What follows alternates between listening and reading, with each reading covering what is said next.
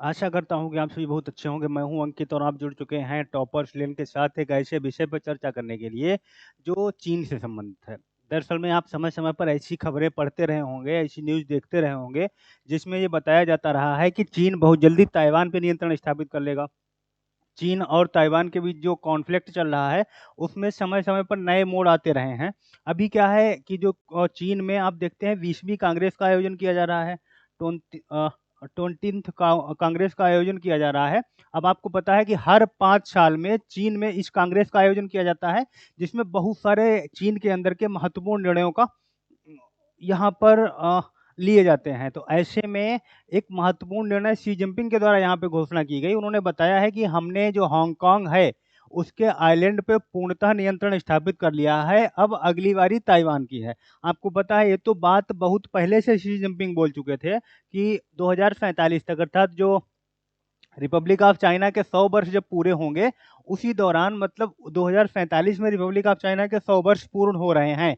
उस 100 वर्ष के उपलक्ष्य तक आते-आते हम लोग जो ताइवान है, उसको अपने अंदर समाहित कर लेंगे, मतलब चीन का पार्ट बना लेंगे। अभी हांगकांग को बना लिया, आपको पता है जो हांगकांग है, उसको चीन के जो कॉन्स्टिट्यूशन है, वही हांगकांग पे लागू होता है, तो हांगकांग की संप्रभुता किसके पास है? चीन के पास है। तो हांगकांग तो सब ले लिया, हालाँकि जब हांगकांग को एक सॉवरेन देश बनाया गया, तो वहाँ पर आप देखो जो ब्रिटिश था, उसके द्वारा जब 1997 में हांगकांग को चीन के सुपुर्द किया गया था, तब 50 साल का एक एग्रीमेंट किया गया था। कितना किया गया था? 50 साल का एक एग्रीमेंट किया गया था। इस एग्रीमेंट में यह तय किया गया था कि चीन अगले 50 वर्षों तक मीन्स 1997 से लेके अगले 50 वर्ष अर्थात 2047 तक जो है, जो जो हांगकांग है, वह अपनी सॉवरेनिटी को बनाए रख सकता है। वहाँ पर चीन किसी भी प्रकार का हस्तक्षेप नहीं करेगा। लेकिन उस वादे को तोड़ते हुए चीन के द्वारा आपको पता है हांगकांग पे अपना नियंत्रण स्थापित कर लिया गया और वहाँ पर चीनी संविधान को इस समय लागू कर दिया गया है।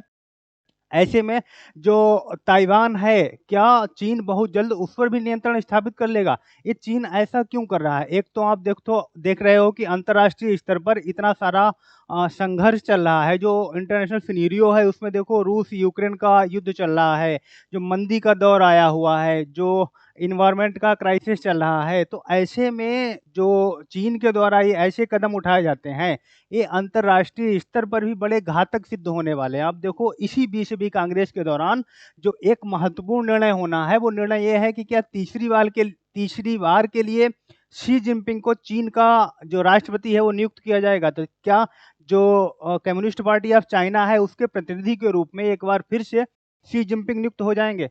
अगर शी जिनपिंग वहाँ पर पुनः नियुक्त होते हैं, तो अब पता है कि 10 सालों में 2012 से लेके यहाँ 2022 आ गया है।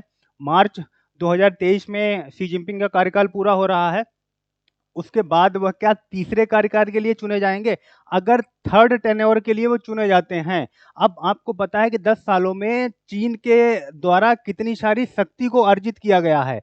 अगर यही रहा तो ये अंतर्राष्ट्रीय स्तर के लिए एक बड़ी घंटी होगी। क्यों? क्योंकि ऑलरेडी आप देखो हांगकांग पे कब्ज़ा कर लिया, अब बात कर रहे हैं ताइवान की। अगर आप ताइवान के पूरे सिनेरियो को समझते हैं, तो आपको पता होगा कि एक समय वो था, जब चीन जब जापान ने समर्पण कर दिया, चीन पूर्णतः स्वतंत्र हो गया। अब ये बात थी 1945 की। 1945 में जापान ने समर्पण कर दिया, चीन पूर्णतः स्वतंत्र हो गया। 1945 से लेके 1949 तक चीन में गृहयुद्ध चलता रहा। अब यह गृहयुद्ध जो था 1949 में खत्म हुआ। गृहयुद्ध भी आप देखोगे माओ और जो राष्ट्रवादी पार्टी थी वहाँ पर काय शेक करके एक नेता हुआ करते थे, चोंग काय शेक, उनके बीच ये संघर्ष चल रहा था। अब अंततः जीत किसकी होती है? माओ की होती है, अर्थात कम्युनिस्टों की जीत हो जाती है। जो राष्ट्रवादी थे वो पराजित हो जाते हैं। ऐसे में जब राष्ट्रवादियों की पराजय हुई, तो जो चोंग काई शेक हुआ करते थे, उन्होंने अपने अस्तित्व को बरकरार रखने के लिए, अपनी जो राजनीतिक इच्छाएँ थीं, जो जिज्ञासाएँ थीं, उनको पूर्ण करने के लिए कोई अलग जगह ढूँढी, जहाँ पर जो कम्युनिस्ट है, वो उनके मामलों में हस्तक्षेप ना कर सकें। ऐसे में चोंग काई शेक के द्वारा ताइवान के क्षेत्र में चाहे गया, ताइवान के क्षेत्र में पहुँच गए और ताइवान के क्षेत्र में पहुँचकर वहाँ पर अपनी सत्ता का गठन कर लिया, अपनी एक सरकार बना ली, अपना संविधान लागू कर लिया। कुल मिला के आप देखोगे ये प्रक्रिया चलती रही है 1940 तक। 1990 तक चलती रही। इस दरमियान आप देखोगे जो अमेरिका था उसने ताइवान का बड़ा सपोर्ट किया है। क्यों ताइवान का सपोर्ट किया है? तो इसके पीछे भी अपने रीजन थे। इसके पीछे अपने रीजन क्या थे? तो इसके पीछे रीजन वो याद करो, जब सेकेंड वर्ल्ड वार में 1941 में, कब? 1941 में जापान ने जब पर्ल हार्बर पर आक्रमण किया था। जब पर्ल हार्बर पर आक्रमण किया तो अमेरिका को सेकेंड वर्ल्ड वार में सीधे सीधे उसने खींच लिया। अब अमेरिका ये सोच के बैठा हुआ था कि सेकेंड वर्ल्ड वार में हमारा जो प्रशांत महासागर है, जो अटलांटिक महासागर है, वो हमको विदेशी शक्तियों से बचा ले जाएगा। लेकिन ऐसा नहीं हुआ। जब उसको भी सेकेंड वर्ल्ड वार में उतरना पड़ा तो वह कहीं न कहीं चीन और रूस जैसी कम्युनिस्ट शक्तियों से बचने के लिए उसने दक्षिण पूर्व एशिया और पूर्व एशिया में जो छोटे-छोटे आइलैंड्स हुआ करते थे, छोटे-छोटे द्वीप हुआ करते थे, उनकी एक चेन बनाना शुरू किया था। अब उस चेन की जो मुख्य कड़ी थी वो ताइवान हुआ करती थी। अब ताइवान को उसने अपने यूज़ के लिए, अपने हितों के लिए यूज़ किया था। इसी क्रम में आप देखोगे 1954 में अमेरिका के द्वारा स्पष्ट रूप से कहा गया था कि अगर चीनी सरकार या चीनी सेना के द्वारा ताइवान पे कभी आक्रमण किया जाता है, तो अमेरिका प्रत्यक्ष रूप से ताइवान का साथ देगा। ये बातें चलती रही हैं 1990 तक। 1990 में आप देखोगे जो ताइवान है, वहाँ पर राष्ट्रपति का चुनाव किया जाने लगा, मतलब पूर्ण रूप से एक संप्रभु देश बन गया। ठीक है। अब ये बात 1990 तक हो गई। 1990 के बाद आप देखोगे हुआ ये कि चलता रहा ताइवान को चीन अपने से अलग नहीं देख पा रहा था। अपने से अलग नहीं देख पा रहा। क्यों नहीं देख पा रहा? क्योंकि देखो है क्या कि जो चीन है, चीन अगर ताइवान को खुद से अलग देख ले, या जो चीन की जनता है वो ताइवान को अलग जाने दे, उसकी संप्रभुता को अगर चीन मान्यता दे दे, तो होगा क्या? कल को जो चीन का सिंजियांग प्रांत है, तिब्बत का प्रांत है, मंगोलिया का प्रांत है, कल को ये प्रांत भी चीन से सवाल उठाएंगे। ये प्रांत भी चीन से अलग होने के लिए तैयार बैठे हैं। ऐसे में अगर ताइवान को वो संप्रभुता देते हैं तो बाकी के जो सिंजियांग हो गया, तिब्बत हो गया और जो मंगोलिया हो गया, फिर उनको भी देना पड़ेगा। मतलब चीन स्वयं से अपने पैरों पे कुल्हाड़ी नहीं मार सकता, अपने 3 पार्ट नहीं विभाजित कर सकता। इसलिए वह खुद पे इतना कंट्रोल करे है उस क्षेत्र पे, चाहे तो हांगकांग हो, चाहे ताइवान हो, चाहे उसका सिंजियांग का प्रांत हो या ऊपर के जितने भी प्रांत हो, उन सब पर इसीलिए वो इस टाइप से कंट्रोल बनाए हुए है। जरा सा भी ढील देने का मतलब ये हो गया कि फिर चीन के 3 पार्ट हो जाएंगे। तो इसलिए समय समय पर चीन के द्वारा ताइवान को लेकर नई नई खबरें निकलती आती हैं। अब उन नई खबरों के पीछे चीन का मुख्य जो सिनेरियो है वो यही कार्य कर रहा है कि वो चाहता है कि चीन के जो 3 पार्ट हैं वो कभी को ना हो जाएं। कल को मंगोलिया सवाल ना उठा दे, सिंजियांग प्रांत ना सवाल उठा दे, जो तिब्बत है वो भी ना अलग फिर से अपनी सॉवरेंटी की मांग कर दे। इसलिए वो तिब्बत को, हांगकांग को कर लिया, तिब्बत को पुनः कंट्रोल करने की बात करता है। देखिए यहाँ पर कहते हैं चाइना शी जिनपिंग से full control over Hong Kong achieved determined on Taiwan. मतलब कहने का है कि हमने हांगकांग पर पूरा कंट्रोल कर लिया है। अब बारी है किसकी? ताइवान की। अब बारी किसकी है? ताइवान की बारी है। हांगकांग हमारे नियंत्रण में आ चुका है। अभी ये बात कहाँ बोली गई है? तो आपको पता होगा कि Great hall of the People, China 20वीं कम्युनिस्ट पार्टी कांग्रेस, मतलब चीन की कम्युनिस्ट पार्टी का नेता चुने जाने के लिए करीब 2300 प्रतिनिधि पहुंचे थे। तो मतलब चीन में जो बीजिंग है, बीजिंग में एक हॉल है जिसको great hall of the peoples के नाम से जानते हो। यहाँ पर 20वीं कांग्रेस का आयोजन किया जा रहा था। यहाँ पर कुल कितने? 2300 प्रतिनिधि पहुंचे। अब इन 2300 प्रतिनिधियों के माध्यम से जो चीन का अगला नेता होगा, मतलब जो थर्ड टेन्योर के लिए, क्या शी जिनपिंग को चुना जाएगा या कोई और चुन के आ गया? पहली बात तो इस चीज का निर्धारण होना है।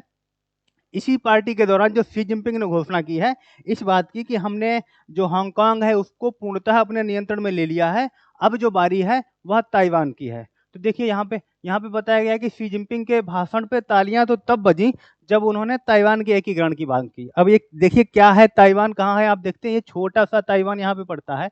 दरअसल में ताइवान का पूरा मुद्दा अभी क्यों इतना सरगर्मी में है, तो उसके पीछे रीजन ये है कि आपको पता है अभी अमेरिका के लोअर सदन की जो सांसद हैं नैन्सी पेलोसी, वो आई हुई थी यहाँ इस क्षेत्र में, मीन्स ये जो ताइवान का पार्ट है, इस क्षेत्र पर हाई प्रोफाइल एक दौरा करने के लिए।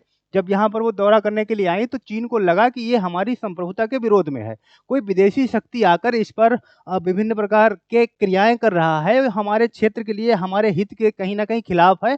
तो चीन के द्वारा क्या किया गया, इस क्षेत्र पे अपनी सेना लगा दी गई, सैनिक कार्रवाइयां शुरू कर दी गई, यहाँ तक कि ऐसी कार्रवाइयां की गई कि चीन के द्वारा बमबारी की जा रही है। किधर से? ताइवान के ऊपर से। ताइवान के ऊपर से ही बमबारी करनी शुरू कर दी। जो नैन्सी पेलोसी यहाँ पर थी, जब वो वापस गई यहाँ से निकल के, उसके बाद ये जो बमबारी थी वो बंद हुई। मतलब कहने का, बाद में जब शी जिनपिंग का बयान आया तो उन्होंने कहा कि देखो, हम नहीं चाहते कि कोई भी विदेशी शक्ति, खासकर ऐसे में अगर वो अमेरिका है, तब तो सवाल ही नहीं पैदा होता कि चीन उसके साथ समझौता कर ले। अब अमेरिका की लोअर सदन की सांसद वहां पर आई हुई है, ऐसे में हम उस हस्तक्षेप को ताइवान के अंदर बर्दाश्त नहीं कर सकते थे, इसलिए उसे हमने अपनी सॉवरेंटी के खिलाफ माना। अतः हमने वहां पर बमबारी या सेना के माध्यम से जो भी गतिविधियां की हैं, हमारी वो मजबूरी थी, इसीलिए हमने किया है। ये आप देखते हो, अलग से आपको ताइवान के बारे में पूरी जानकारी दिखा दी गई है। देखो, यहाँ पर शी जिनपिंग ने स्पष्ट तौर पर कहा था कि जो 100 ईयर जब हो जाएंगे पीपल्स रिपब्लिक ऑफ चाइना के, अर्थात 2049, तब तक हम ताइवान को चीन का हिस्सा बना देंगे, इसको अलग नहीं रहने देंगे। ये बात कौन? शी जिनपिंग बहुत पहले ही बोल चुके हैं। हांगकांग पे पूर्णतः नियंत्रण कर लिया है। ये कौन सा है? ये देखिए, पूरा हांगकांग यहाँ पर आपको दिखाया गया है, मतलब बहुत सारे आइलैंड्स को मिला के बनाया गया है। अब चीन के द्वारा इस पे, इसका संविधान, चीन का संविधान इस क्षेत्र पे भी लागू हो गया है। अब हांगकांग की सॉवरेंटी चीन के हाथों में। अब आप एक बात जान लीजिए, ये तो बात हो गई जो 20वीं कांग्रेस का आयोजन था, उसके अंदर ये कार्य तो हुए ही है। इसके अलावा हमने बताया था कि वहां पर जो थर्ड टेन्योर के लिए क्या शी जिनपिंग को चुना जाएगा या किसी अन्य व्यक्ति की आवश्यकता होगी। तो आप इसमें एक बात महत्वपूर्ण समझिए कि वहां पर जो 300 महत्वपूर्ण लीडर आए हुए हैं, 300 जो लोग वहां पर उपस्थित हुए हैं, दरअसल में है क्या कि चीन में आपको पता है कि एक ही पार्टी है, कम्युनिस्ट पार्टी ऑफ चाइना, दूसरी कोई पार्टी नहीं है। तो ये जो 2300 लोग यहाँ पर इकट्ठा हुए हैं, ये कम्युनिस्ट पार्टी ऑफ चाइना के ही लोग हैं। इन्हीं लोगों के माध्यम से चीन का नया नेता चुना जाना है। ठीक है, अब आप समझो कि ये 2300 किसके? वही कम्युनिस्ट पार्टी ऑफ चाइना के प्रतिनिधि हैं। इन्हीं 300 में से आप देखते हैं कि 171 लोग जो हैं सेंट्रल समिति के वैकल्पिक सदस्य होते हैं। ये पूरा जाके लास्ट में पहुंच के एक कौन बनता है? महासचिव, जिसका पद अभी किसके पास है? शी जिनपिंग के पास है। जो 25 ये है, यहाँ पे देखो, 2300 में से 171 लोग जो है सेंट्रल समिति के वैकल्पिक सदस्य के रूप में चुने जाते हैं। इसके अलावा जो 205 सदस्य हैं, वह सेंट्रल समिति के स्थायी सदस्य होते हैं। इनके निर्णय को जो महासचिव होता है वह निष्कासित कर सकता है, मतलब कहने का न मानने के लिए मना कर सकता है सीधे तौर पे। लेकिन ये जो 25 पोलित ब्यूरो के सदस्य होते हैं, अगर कोई भी चीन में कानून लागू होता है तो इनका महत्व बड़ा बढ़ जाता है, क्योंकि ये रिकमेंड कर सकते हैं सीधे सीधे महासचिव के लिए। और महासचिव इनकी बात को, या जो वहाँ पर महासचिव के द्वारा किए गए जितने भी कार्य हैं, उन पर दबाव इस पोलित ब्यूरो सदस्यों का होता है, जिनकी संख्या कितनी होती है? कुल 25 होती है। इसके अलावा लास्ट में आप देखते हैं 7 पोलित ब्यूरो स्टैंडिंग कमेटी के सदस्य होते हैं। इन सब के ऊपर एक जाता है महासचिव। यही जो कम्युनिस्ट पार्टी है उसका स्ट्रक्चर बनता है। तो कुल मिला के 2300 लोग होंगे, यही लास्ट में जाएंगे महासचिव की नियुक्ति करेंगे। और उस महासचिव के पद पे कौन नियुक्त होगा? अभी तो ये नियुक्त है, ये एक पद पे नहीं, ये 3 पदों पे नियुक्त है। पहला पद कौन सा है? चीन के राष्ट्रपति का है, ठीक है। दूसरा पद क्या है? चेयरमैन। चेयरमैन किसके? जो सैन्य कमीशन का चेयरमैन होता है, उस पद पर भी ये नियुक्त है अभी। इसके अलावा जो चीनी कम्युनिस्ट पार्टी का महासचिव होता है, उस पद पर भी यही नियुक्त है। मतलब इन तीनों शक्तियों का एक ही व्यक्ति दावेदार होता है। ऐसे में यहाँ पर अभी कौन है? शी जिनपिंग इन इन तीनों पदों पर नियुक्त हैं। आप देखो, जो 20वीं कांग्रेस का आयोजन है, यही जानकारी आपको दे रखी है यहाँ पे, क्या थर्ड टेन्योर के लिए इनको भी चुना जाएगा? महत्वपूर्ण हो जाता है थर्ड टेन्योर के चुना जाना। तो देखो, ये टाइम एक ऐसा है, एक ऐसा टाइम आ गया है। आप देखियो, अंतर्राष्ट्रीय सिनेरियो ऐसा हो गया है, जब चीन का, चाहे यूएसए हो, चाहे यूरोपीय यूनियन हो, चाहे इंडिया हो, जापान हो, साउथ कोरिया हो, ऑस्ट्रेलिया हो, इन सबके पास चीन के जो बिगड़ते संबंध हैं, उसने चीन के लिए अत्यधिक समस्या खड़ी कर रखी है। इसके अलावा चीन में आप देखते हो सूखा हो गया, जो क्लाइमेट चेंज के लेके समस्याएं हैं, उन सब ने चीन में विपरीत प्रभाव डाला है। ऐसे समय में चीन के लिए जो 20वीं कांग्रेस का आयोजन किया जा रहा है, वो ज़्यादा महत्वपूर्ण हो जाता है। अब आप यहाँ पर एक सबसे महत्वपूर्ण बात जो है, वो जीरो कोविड पॉलिसी को लेके है। दरअसल में जीरो कोविड पॉलिसी क्या है? तो चीन की सरकार ने जीरो कोविड पॉलिसी का के बारे में घोषणा की थी। दरअसल में चीन में कोई भी कोविड का केस नहीं होना चाहिए, 0 केस हो जाए, ऐसी पॉलिसी चीन के द्वारा लाई गई थी। तो इसको लेके आपको पता है अभी कुछ समय पहले देखिए, इसको लेके चीन में एक रियल प्रोटेस्ट किया गया था। मतलब एक ऐसा प्रोटेस्ट जो चीन में चूँकि देखने को नहीं मिलते हैं ऐसे प्रोटेस्ट, बहुत कम ही ऐसा देखने को मिलता है। अभी चीन में ऐसा किया गया है, तो अब था क्या कि ये क्यों किया गया था? ये इसलिए किया गया था कि आपको पता है कि चीन में जो कोविड-19 के दरमियान जो लॉकडाउन लगाया गया था, हमारे यहाँ भी लगा था, चीन में जो लगाया गया था, हमारे यहाँ से ज़्यादा क्रिटिकल कंडीशन थी वहाँ पे। वहाँ पर लोगों को इस तरीके से घरों में पैक कर दिया गया था कि उनको उनके जीवन के जो मूलभूत आवश्यकताएँ हैं, उनकी भी पूर्ति नहीं हो पाती थी। तो ऐसे में लोगों का ये मानना था कि ये ज़ीरो कोविड पॉलिसी ये बहुत सारी समस्याएँ दे रही है, इसलिए चीन में भी प्रोटेस्ट हुआ था। लेकिन ये कब हुआ था? जो 20वीं कांग्रेस का आयोजन है, इसके जस्ट पहले हुआ था। ये जो 20वीं कांग्रेस का आयोजन किया जाना था, इसके जस्ट पहले हुआ था। उसके बावजूद भी शी जिनपिंग ने आके 20वीं कांग्रेस के दरमियान एक घोषणा की कि ये जो ज़ीरो कोविड पॉलिसी है, इसमें हमको बहुत सक्सेस मिली है और ये लागू रहेगी। इसको खत्म नहीं किया जाएगा। अब आप कह सकते हैं कि ज़ीरो कोविड पॉलिसी चीन के सिनेरियो का महत्वपूर्ण हिस्सा रहेगा, इसको चीन समाप्त नहीं करने वाला है।